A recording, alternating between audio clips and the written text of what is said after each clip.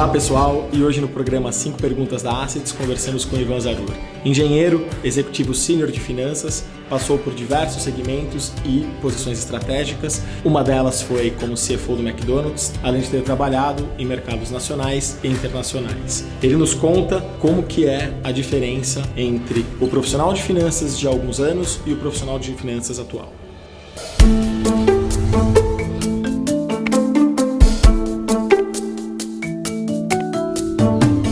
O CFO tem um papel hoje que é muito maior do que finanças. Tem que conhecer de todas as atividades da empresa, seja ela marketing, vendas, logística, suprimentos, porque ele vai ter que ser o cara que vai juntar tudo aquilo.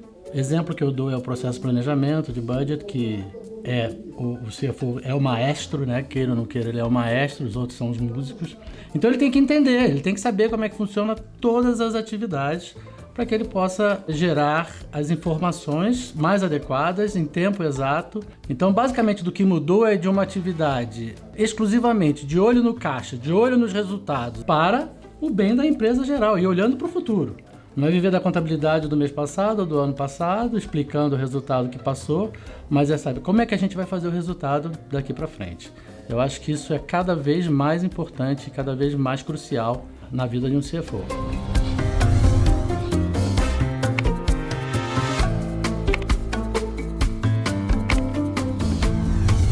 Do CFO do passado, que era o cara que ficava com a chave do cofre, para o CFO atual, que é o cara que tem que estar dando apoio ao crescimento da empresa e suportando a decisão, o cara tem que entender em que mercado que ele está atuando, quais são as oportunidades de mercado, quais são as ameaças de mercado. Então, quer dizer, ele não pode simplesmente ficar o CFO de gabinete, né? Ele tem que ir para campo. Quanto mais segmentos você tiver, melhor para você como profissional, porque você vai conhecer de indústria naval, vai conhecer de consumo, vai conhecer de lanchonete, vai conhecer de tecnologia, né? Basicamente, você vai entregar aquelas atividades que eu costumo falar.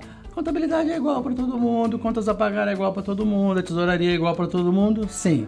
Agora, a tesouraria, por exemplo, de uma empresa de varejo, principalmente de uma empresa de alimentação fora do ar, é uma tesouraria que recebe muito dinheiro todo dia, porque está fazendo venda à vista ali. Uma tesouraria de uma empresa que vende com prazo de 90 dias, já vai ter um outro ciclo econômico. Então tem essas características que exigem muitas vezes conhecimentos específicos, né? Capital de giro negativo, capital de giro positivo, necessidade de investimento greenfield.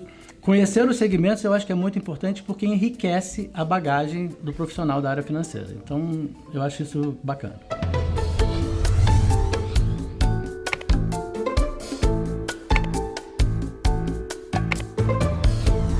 No Brasil ele tem que entender de tributário.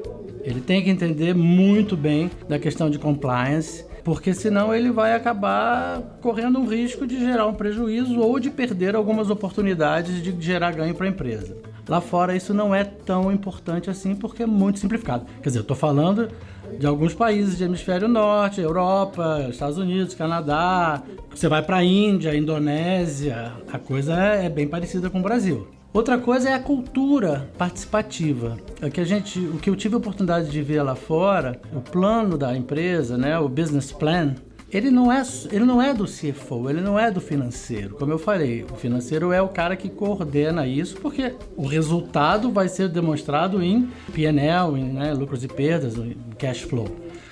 Mas ele é da empresa inteira. O que eu achei muito bacana na minha experiência lá fora foi que quando você vai construir um budget ou um plano financeiro em empresas aqui no Brasil, e a minha experiência, não estou falando de uma empresa só, estou falando de algumas experiências, a área financeira fica atrás dos demais departamentos, cobrando prazo, cobrando comprometimento, etc. e tal. Lá foi ao contrário. Lá muitas vezes eu era chamado antes das datas para poder ajudá-los com alguma coisa. E isso foi muito interessante. Eu gostaria que aqui no Brasil funcionasse assim também. Por mais que o CFO consiga estar perto, o cara que está vivendo ali a área dele é que ele sabe mesmo, né? Que tem a profundidade. Então isso ajuda muito a você ter firmeza no número que você vai defender, ao guidance que você vai passar. Então isso é muito importante.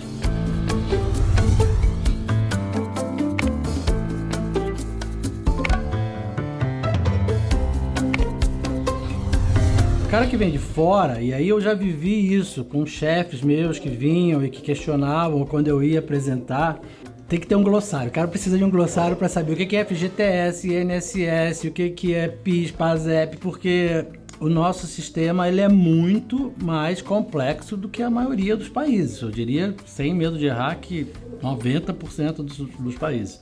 Então, quando ele chega aqui achando que ele vai encontrar uma alíquota de imposto de renda e um VAT só, não vai. Ele vai ter sistema de crédito e débito, se ele tiver num determinado sistema de apuração, se ele tiver em outro sistema de apuração pode ser que não seja crédito e débito, ele pode ter um regime especial, ele pode ter uma entrada, regime especial para um determinado produto e para outro não. Então essas questões relacionadas à inteligência fiscal, à inteligência tributária é muito importante para um estrangeiro entender.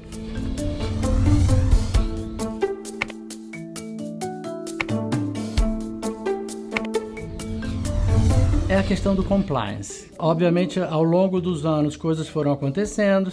SOX, por exemplo, o que originou a necessidade de SOX Compliance é uma delas. As empresas foram ficando mais sérias, foram ficando mais expostas e o profissional financeiro também foi ficando mais exposto.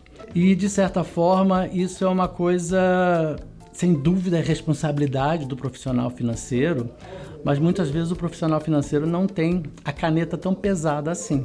Muitas vezes o acionista está fazendo alguma coisa e o profissional financeiro não está sabendo.